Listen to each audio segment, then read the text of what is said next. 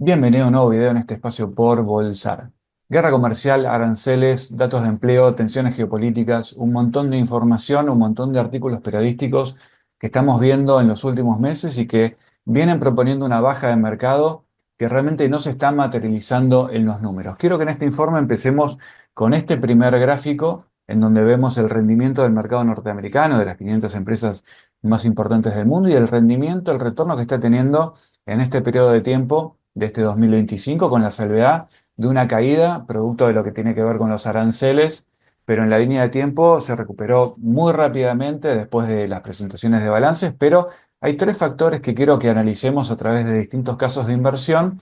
para que podamos entender qué es lo que está proponiendo este impulso de 17% en los últimos 6 meses del S&P 500, ¿no? Creemos que el primero de los factores tiene que ver con el aumento de la liquidez global y principalmente en los Estados Unidos. El segundo tiene que ver con una baja de tasas inminente. Se está proponiendo un cambio en la dirección de la Fed con lo que se supone y se apuesta en el mercado por 4 bajas consecutivas a partir del mes que viene hasta el mes de enero de un cuarto de punto. Estaremos llegando a una tasa de referencia de 3,5% para ya arrancar el 2026. Y lo que yo creo que es el tercer factor y el más importante que está impulsando, sobre todo desde lo tecnológico, obviamente tiene que ver con la inteligencia artificial, que promete abundancia, que promete reducción de costos y que estamos viendo las etapas seguramente más tempranas de lo que tiene que ver con el avance de la tecnología en ese sentido, ¿no? Para nosotros como inversores tenemos que saber y reconocer obviamente la tendencia del mercado, saber que el mercado va y está impulsado por la tecnología, que el sector más importante, las siete magníficas, pesan y tienen una ponderación del 30% en el S&P 500, así que la tecnología es algo innegable que tenemos que saber. Obviamente que nos topamos con valoraciones altas y que últimamente, a pesar de los artículos que les comentaba al principio, tienen sustento en los periodos en donde las empresas presentan sus balances y trimestre a trimestre encontramos sustento en ganancias, sustento en ingresos. Por eso vamos a ver dos casos de inversión, dos casos en los que, si bien no son del mismo sector, tienen que ver con la tecnología y con noticias recientes en cuanto a una de ellas. Vamos a ver la primera entonces. El primer caso de estudio es NVIDIA, el gran arquitecto, el gran eh, actor de la revolución de la inteligencia artificial, uno de los primeros que impulsó esta batalla que están teniendo ahora las grandes tecnológicas con su dominio en venta de GPUs, obviamente que tiene un market share, tiene una cuota de mercado muy importante y es prácticamente un monopolio tecnológico en lo que tiene que ver con la venta de chips y estos GPUs, como ya sabemos. Vamos a ver en esta placa algunas métricas de análisis fundamental. En esta placa número 2, el crecimiento de sus ingresos es la métrica más importante, más impresionante de NVIDIA en los últimos reportes, ¿no? La división de centro de datos donde se concentran los ingresos por parte de la inteligencia artificial ha demostrado un crecimiento interanual superior a los 3 dígitos, con una ganancia que acompaña fielmente al crecimiento de esas ventas. Ahí es donde estamos viendo muy bien la mano del management para tener un retorno al final, un beneficio de esos ingresos tan significativos en el último tiempo y que demuestra la demanda de los chips con algunos matices en China que hemos visto, algunos permisos que se le van otorgando a Nvidia para poder volver a vender chips al mercado asiático con un margen bruto también que posiciona eh, o que nos demuestra, ¿no?, su posición dominante en el mercado en general, con un margen bruto que supera el 75%. Empresas realmente muy grandes y empresas realmente de mucha calidad como Visa, como Mastercard, tienen márgenes brutos en este sentido, también Meta. Entonces, estamos viendo cómo el mercado se está concentrando mucho más el ingreso de dinero en ciertos negocios. Esto es un poco la visión que quiero dejarles en este informe, ¿no? Esto indica obviamente que por cada dólar que les ingresa de venta, 75 centavos de dólar significa que es un margen altísimo después de descontar los costos propios de la venta de sus productos. En cuanto a lo que tiene que ver con la valoración, Nvidia cotiza a una valoración elevada si tenemos y nos mantenemos en los valores estándar, digamos, de valoración de empresas. Si nos sesgamos un poco más por analizar empresas de calidad, vemos que últimamente están cotizando valoraciones de ratio PER, por ejemplo, por arriba de las 35, 40, 50 veces. Hoy tenemos una valoración de ratio PER para Nvidia que está rondando las 50 veces. Otro ratio también importante para saber, sobre todo las empresas tecnológicas, es un ratio importante entender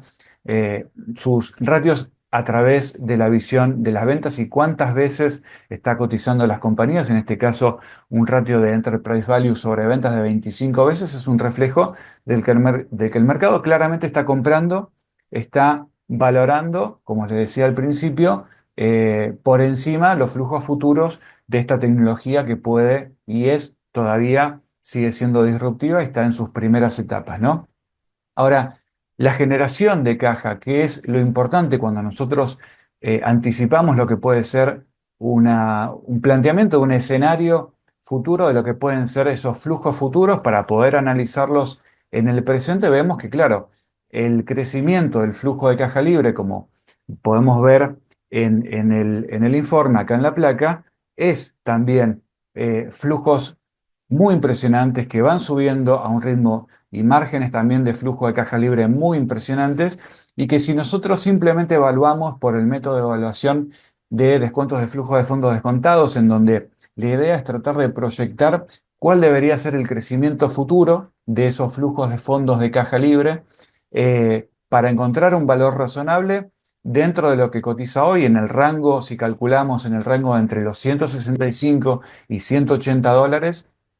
Entonces, podríamos presuponer que un crecimiento de ese flujo de caja libre al ritmo del 20% en los próximos 5 años vista y un 10% para los próximos 5 años posteriores, o sea, haciendo un análisis a 10 años vista, exigiéndole una tasa del 10%, nos estaría dando justamente los precios de cotización actual como valor razonable. Desde este espacio creemos que puede crecer a un ritmo mayor al 20% en los próximos 10 años y un crecimiento de 10% en los próximos 6 a 10 años es un valor más que razonable para una empresa tan importante en un sector tan disruptivo. Vamos a ver el caso de estudio número 2, ¿no? Porque, y en esta placa vamos a empezar a ver algunos de los números presentados en el balance, porque Oracle está viviendo su momento Nvidia, su momentum de crecimiento en sus acciones en el que en un solo día, después de la presentación de balances, sus cotizaciones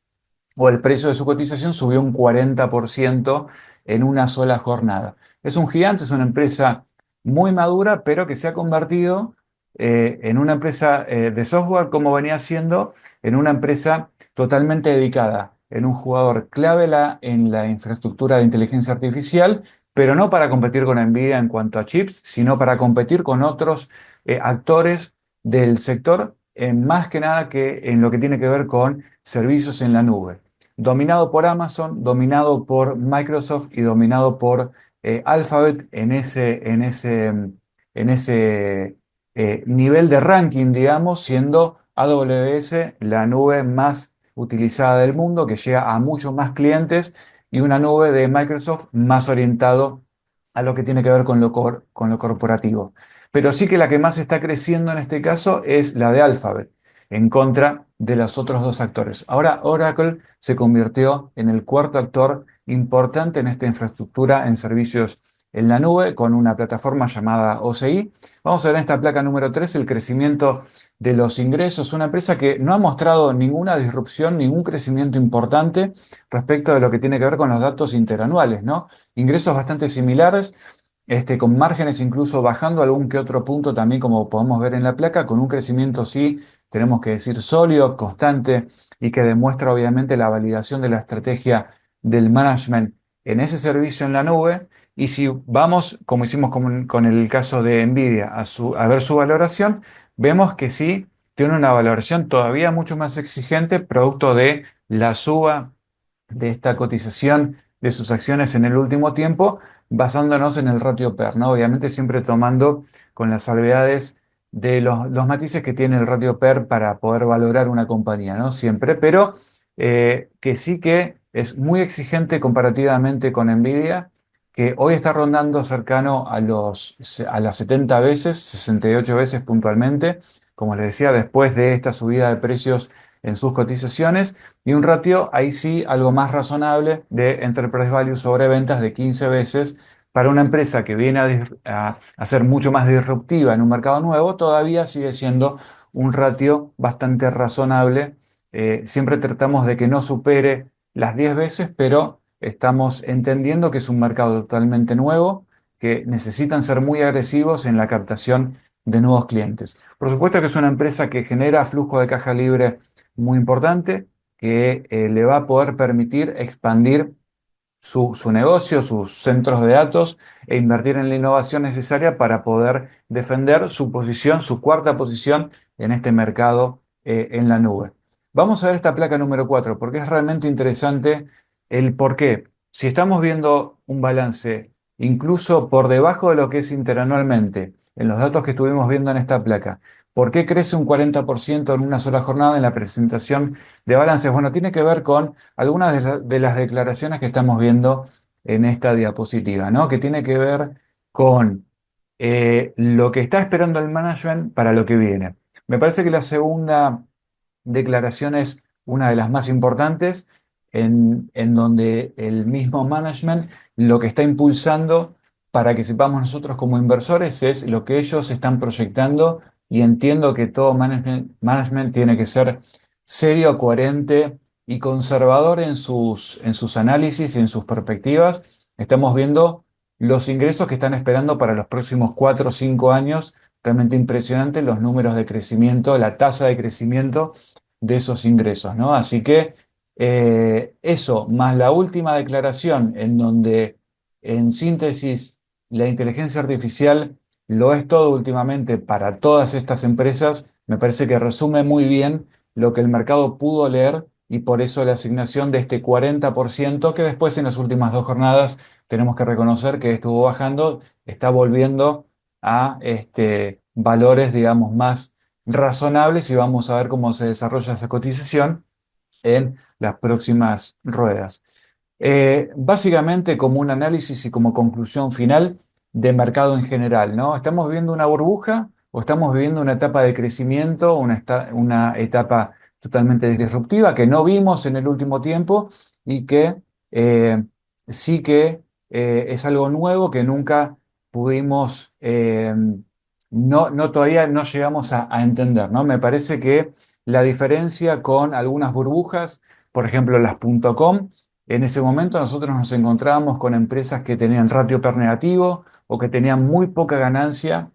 que tenían básicamente empresas que no tenían ingresos, que no tenían beneficios tangibles, y me parece que hoy estamos en un mercado totalmente mucho más concentrado, como les decía, con las 7 magníficas concentrando el 30% del S&P 500, y cada vez que presentan balances vemos crecimiento en los ingresos, crecimientos en las ganancias, todo lo que estuvimos viendo en parte en este informe, ¿no? La solidez también financiera que tienen, la capacidad de deuda que todavía tienen, ese rango de amplitud para financiarse a mejores tasas, pero que sí que tienen un crecimiento del flujo de caja libre tan importante que hace que no sea necesario caer en deuda, sobre todo a las tasas de referencia que hablábamos al principio del informe, ¿no? También tenemos que entender que hay una cadena de suministro. Tenemos que ver los otros actores también que participan dentro de lo que es este sector, como Taiwan Semiconductor, que hemos hecho un informe también en este espacio por Bolsar hace unos meses, que pueden repasar acá también por YouTube o por las redes sociales. También vemos gigantescos márgenes de ganancia bruta en Taiwan Semiconductor de 35%. 35% es realmente muy importante. Una ganancia bruta también muy interesante en Arista Network, que es otra empresa que lamentablemente no tiene CDR, Taiwan Semiconductor sí, que se beneficia también de la construcción de infraestructura y la red de centro de datos. Entonces, tenemos que entender cómo es toda la infraestructura que se necesita, todos los actores necesarios. De hecho, hemos visto y pueden revisar la cotización del uranio como fuente de energía también para todos estos centros de datos y toda esta infraestructura que estábamos hablando. En resumen, el análisis fundamental básicamente nos sirve para poder entender